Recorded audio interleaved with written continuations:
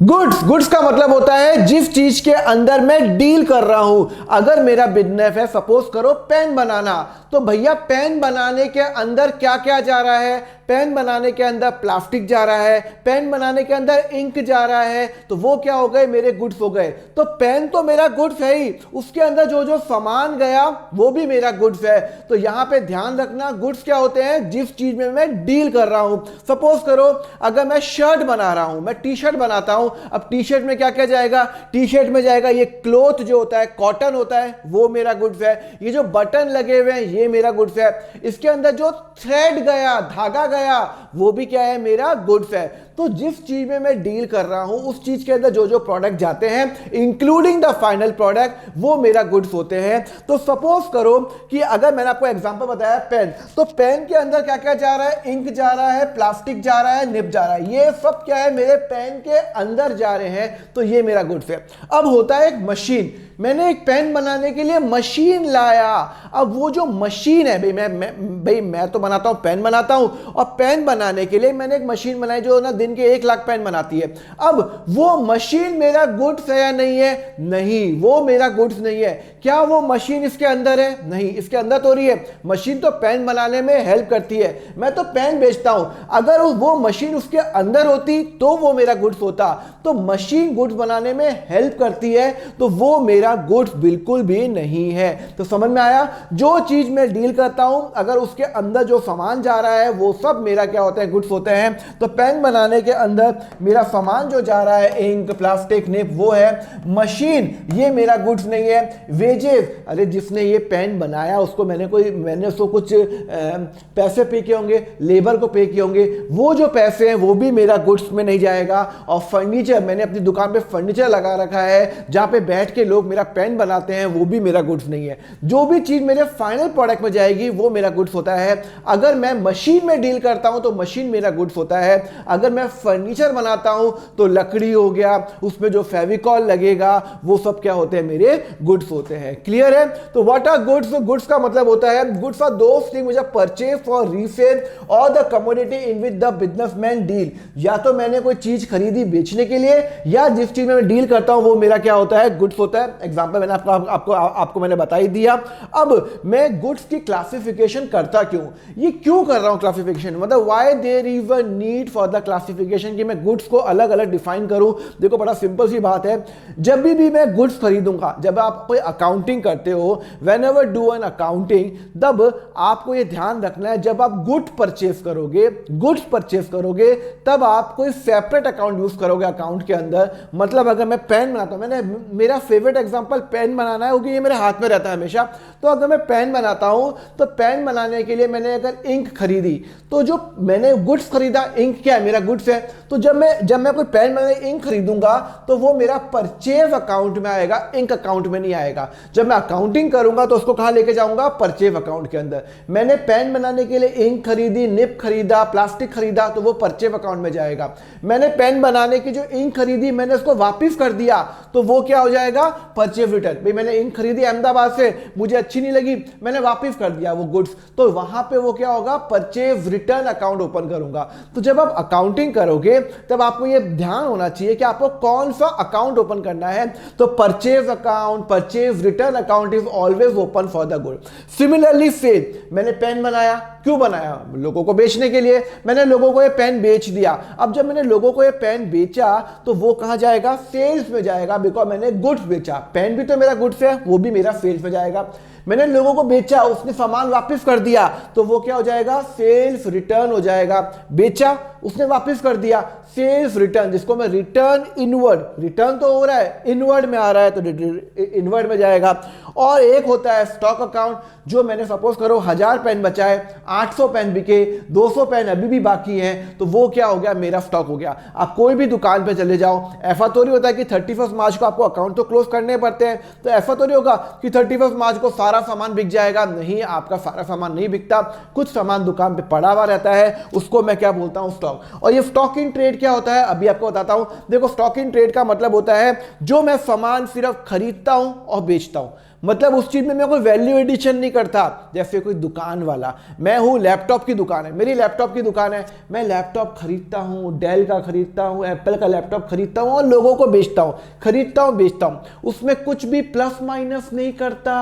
तो वो क्या हो गए, मेरे स्टॉक इन ट्रेड हो गए। मेरी किराने की स्टोर है, अब उसके अंदर मैंने सर्फ खरीदता हूं, एरियल खरीदता हूं, साबुन खरीदता हूं, तो मैं सिर्फ खरीदता हूं और बेचता हूं। 10 रुपए का खरीदा, 12 में बेचा, 15 में खरीदा, 17 में बेचा, मैं सिर्फ प्रॉफिट कमाता हूं। उस चीज में मैं कुछ वैल्यू एडिशन नहीं करता, उसको मैं बोलता हूं स्टॉक इन ट्रेड। तो नॉर्मली जो आप बड़ी बड़ी दुकानें देखते हो ना, जहां पे ये लैपटॉप होते हैं या जहां पे ये जो एसी होते हैं, वो उनका स्टॉक इन ट्रेड होता है कि भैया स्टॉक खरीदा ट्रेड करने के लिए, स्टॉक इन ट्रेड। बस वो क्या क्या करते हैं, खरीदते हैं, लोगों को बेचते हैं, मार्जिन कमाते हैं, तो वो क्या हो गया, स्टॉक इन ट्रेड। अगर मैं ये बनाता हूं, अगर मैं पेन बनाता हूं और फिर बेचता हूं, तो वो मेरा स्टॉक में आएगा। पर अगर मैं सिर्फ पेन, मेरी स्टेशनरी की दुकान है, पेन खरीदा बेचा, तो वो क्या हो जाएगा, मेरा स्टॉक इन ट्रेड हो जाएगा। क्लियर है?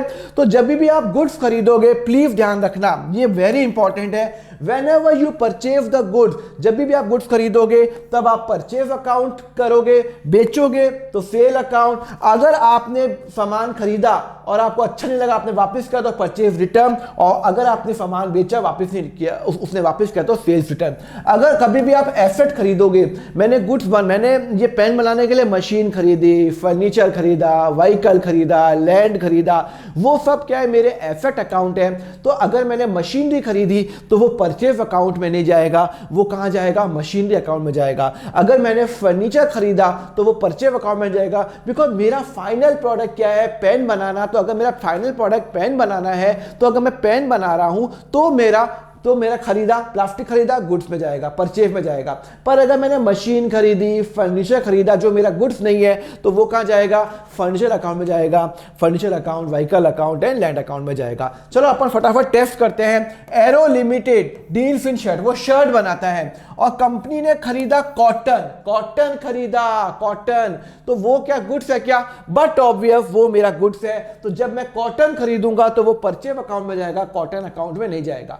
मतलब अगर मैं शर्ट बनाता हूं, तो शर्ट बनाने के लिए मैंने कपड़ा खरीदा, क्लोथ खरीदा, कॉटन खरीदा, तो वो मेरा परचेज अकाउंट में आएगा, कॉटन अकाउंट में नहीं आएगा। क्लियर है? दूसरा, एरो लिमिटेड शर्ट बनाता है, कंपनी ने एक मशीन खरीदी जो शर्ट बनाती है। भाई साहब, मशीन शर्ट बनाती है, स्विंग मशीन खरीदी, तो क्या वो गुड्स में जाएगा, बिल्कुल नहीं जाएगा गुड्स के अंदर। वो कहां जाएगा, मशीन अकाउंट में जाएगा। अगर मैंने कोई मशीन खरीदी, क्यों खरीदी, गुड्स बनाने के लिए, गुड्स के लिए नहीं, गुड्स बनाने के लिए खरीदी, तो वो मशीन अकाउंट में जाएगा। जब हम उसको खर्चा करेंगे, परचेज अकाउंट में नहीं जाएगा। क्लियर है? चलो, तो परचेज अकाउंट में क्या जाएगा, अगर मैं गुड्स परचेज करूंगा तो परचेज में जाएगा, गुड्स में नहीं जाएगा।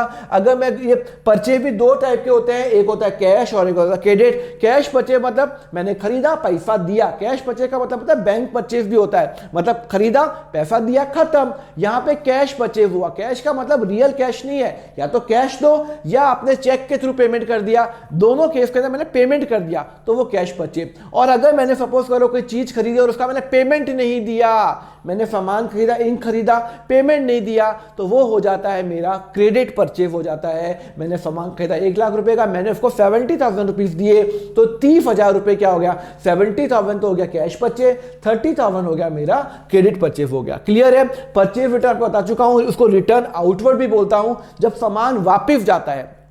रिटर्न आउटवर्ड, सामान वापस, मैंने सामान खरीदा, इंक खरीदा, अरे बेकार है, रिटर्न कर दिया। अब रिटर्न के टाइम पे वो सामान मेरी दुकान से या मेरी फैक्ट्री से वापस जा रहा है, आ रहा है, आउट जा रहा है, तो रिटर्न आउटवर्ड होता है। तो परचेज रिटर्न भी क्या करूंगा, रिटर्न आउटवर्ड होगा। जब मैं परचेज रिटर्न करूंगा, तो मैं परचेज रिटर्न अकाउंट में करूंगा, गुड्स में नहीं करूंगा, आपको बता चुका हूं। सेल्स, जब मैं सामान बेचूंगा, तो वो सेल्स में जाएगा। सेल्स भी क्या होते हैं, दो टाइप के होते हैं, कैश सेल, मैंने सामान बेचा, भाई साहब ने पैसे दे दिए, या तो बैंक में दे दिया, कैश में दे दिया, दोनों केस के अंदर मेरा कैश फेल हो गई। और अगर उसने मुझे पैसे नहीं दिए, 2 लाख का सामान बेचा, उसने सिर्फ 1.5 लाख रुपए दिया, 50,000 रुपए और भी लेने बाकी है, तो 2 लाख में 1.5 लाख मेरा कैश सेल्स है, 50,000 मेरा क्रेडिट सेल्स है, उसने मुझे पैसे नहीं दिए, पैसे वो मुझे बाद में देगा। क्लियर है? जब मेरा सामान जब मैंने उसको बेचा उसने मुझे वापस कर दिया तो वो कहां पे जाएगा? मेरा सेल्स रिटर्न में जाएगा। स्टॉक मैं बता चुका हूं, स्टेशनरी शॉप है, कोई भी आपकी शॉप होती है, आप सामान बनाते हो, बेचते हो, तो जो सामान बिका हुआ नहीं है, जो सामान नहीं बिका 31 मार्च को जब भी आप अकाउंट क्लोज कर रहे हो तो वो कहां जाएगा? मेरा स्टॉक में जाएगा। भाई मैंने 1000 पेन बनाए, 800 बिके, 200 नहीं बिके, तो वो कहां जाएगा? वो मेरा स्टॉक में जाएगा। क्लियर है? ओके। तो आपने कोई अगर मॉल जाते हो, इतने सारे शर्ट्स पड़े हुए होते हैं जो 31 मार्च को नहीं बिके होते हैं, तो वो क्या होते हैं? ये सब जो है ये क्या है? मेरे स्टॉक है। क्लियर है? चलो, स्टॉक क्या होता है? ओपनिंग और क्लोजिंग स्टॉक अपन बाद में डील करेंगे जब फाइनल अकाउंट में। ओपनिंग स्टॉक का मतलब होता है जब मैं साल शुरू करता हूं, तो मेरे पास कितना स्टॉक था? अरे यार मेरी दुकान है, मेरी स्टेशनरी की दुकान है। अब स्टेशनरी की दुकान में जब मैंने साल 1 अप्रैल को शुरू किया, मैं बहुत सालों से चला रहा हूं, 10 साल हो गए मुझे चलाते हुए, तो 1 अप्रैल को मेरे पास कितना सामान पड़ा हुआ है? स्टॉक पड़ा हुआ है। मतलब वो वाले गुड जो अभी तक बिके नहीं है। ऐसा तो नहीं कि 31 मार्च को सारे बिक जाएंगे। तो मैंने एक सामान खरीदा था एक साल पहले या 2 महीने पहले, वो बिका नहीं है, 1 अप्रैल को दुकान पे पड़ा हुआ है, तो वो मेरा ओपनिंग स्टॉक। और पूरे साल मैंने काम किया, उसके बाद वो सामान मेरा सपोज करो कुछ नाम मेरा नहीं बिका, तो वो मेरा क्लोजिंग स्टॉक। तो एग्जांपल है, सपोज करो मैं 100 पेन बनाता हूँ, 100 पेन मेरा ओपनिंग स्टॉक है। मतलब मैंने लास्ट ईयर बहुत सारे पेन बनाए थे, 100 पेन बच गए, तो वो मेरा ओपनिंग स्टॉक है। इस साल मैंने 50 पेन और खरीदे, मैंने 50 पेन और बनाए सपोज एग्जांपल के लिए, और मैंने 20 पेन मैंने बेच दिए, तो मेरा क्या हो जाएगा? 100 प्लस 50 150 पेन हो गए, 20 मैंने बेच दिए, तो 130 क्या हो जाएगा? मेरा स्टॉक हो जाएगा। तो ये क्या है? ये है मेरा ओपनिंग स्टॉक। ये है मेरा ओपनिंग स्टॉक कि भैया मेरा ओपन हो रहा है, और ये है मेरा क्लोजिंग स्टॉक। सर ये क्लोजिंग स्टॉक क्या होता है? क्लोजिंग स्टॉक का मतलब होता है साल खत्म हुआ 31 मार्च को, तो 31 मार्च को 130 सामान बाकी है, 150 माइनस 20, क्योंकि 20 में बेच चुका हूं, तो 130 क्या है? मेरा क्लोजिंग स्टॉक है। तो ये मेरा ओपनिंग स्टॉक निकलेगा जब मेरा साल शुरू होता है। सपोज करो साल शुरू हुआ 24 को, और ये हो जाएगा 31 मार्च 2025 को। क्लियर है? हेलो स्टूडेंट, बहुत बच्चों की डिमांड आती है कि सर हमें आपसे सीए फाउंडेशन का अकाउंट्स पढ़ना है। तो आपके लिए गुड न्यूज, मेरा सीए फाउंडेशन का बैच चल रहा है। अभी तो वो बैच फुल हो गया, नेक्स्ट बैच बहुत जल्दी स्टार्ट होने वाला है। अगर आपको वो ज्वाइन करना है, नॉर्मली उस बैच में मेरी वेट लिस्ट रहती है, तो आप नीचे गूगल फॉर्म का लिंक है नीचे डिस्क्रिप्शन पे, उसको भरिए। जैसे आप गूगल फॉर्म का लिंक भरेंगे, जैसे मेरा नेक्स्ट बैच ओपन होगा, मेरी टीम आपको कॉल या व्हाट्सएप करेगी। सो फटाफट वो गूगल फॉर्म का लिंक भर दीजिए अगर आप अकाउंट्स में इंटरेस्टेड है सीए फाउंडेशन का। Thank you. ओपनिंग स्टॉक हो गया। स्टॉक इन ट्रेड बता चुका हूं, अगर मैं कोई सामान खरीदता हूं, सिर्फ खरीदता हूं और उसको बेचता हूं, कुछ भी उसके अंदर वैल्यू एडिशन नहीं करता, कंप्यूटर खरीदा बेचा, एरियल खरीदा बेचा, डव खरीदा बेचा, मतलब वो जो सामान मैंने खरीदा और सिर्फ उसको बेचा, उसमें कुछ भी वैल्यू एडिशन नहीं किया, तो उसको मैं बोलता हूं स्टॉक इन ट्रेड बोलता हूं। जैसे लैपटॉप की शॉप हो गई तो उसको क्या बोलूंगा? Stock in trade. ध्यान रखो, स्टॉक इन ट्रेड में समझ में आ गया। What is inventory? इन्वेंट्री का मतलब क्या होता है? इन्वेंट्री वो एक ही बात होती है। इन्वेंट्री का मतलब क्या होता है? जो भी मेरा सामान नहीं बिका वो भी मेरा इन्वेंट्री होता है। It is wider term which include the stock also. Inventory में क्या आएगा? देखो स्टॉक में क्या क्या आएगा?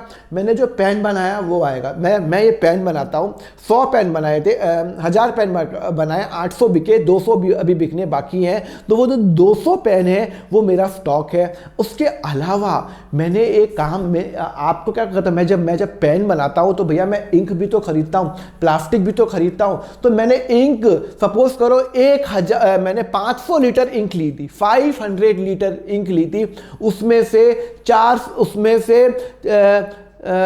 400 लीटर मैंने इंक पेन बनाने में यूज कर दी। तो 100 लीटर जो इंक है वो अभी भी दुकान पे पड़ी हुई है।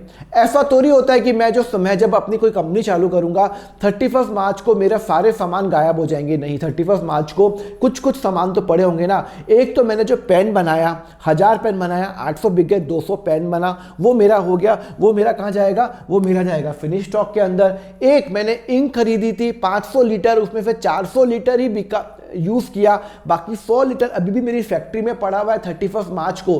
भाई 31 मार्च को स्टॉक भी तो पड़ा होगा, इन्वेंट मतलब जो मैंने इंक खरीदी, मैंने प्लास्टिक खरीदा, सब तो यूज़ हो जाएगा। तो जो सामान मेरा अभी तक फाइनल मेरा प्रोडक्ट में नहीं गया और अभी तक मेरे दुकान पे ही पड़ा हुआ है, उसको मैं क्या करूँगा, रॉ मटेरियल जैसे इंक हो गया, प्लास्टिक हो गया। फिर हो गया work in progress. Work in progress का मतलब होता है कुछ पेन मैंने पूरे नहीं बनाए, कि सिर्फ एक पेन बनाया, अभी मैंने उसका कैप नहीं बनाया, या पेन बनाया अभी तक उसमें इंक नहीं डाली है। तो अगर कोई पेन 31 मार्च को मेरे बने पड़े हैं पर आधे अधूरे बने हुए हैं, वर्क इन प्रोग्रेस। आप रोड पे चलते हो, वो लिखा था ना man work in progress. Work in progress का मतलब होता है काम चालू है। तो यहाँ पे मैंने पेन आधा अधूरा बना हुआ है, तो 31 मार्च को अगर मान लो मेरा कोई पेन आधा अधूरा बना हुआ है तो वो कहाँ जाएगा, मेरा वर्क इन प्रोग्रेस के अंदर जाएगा।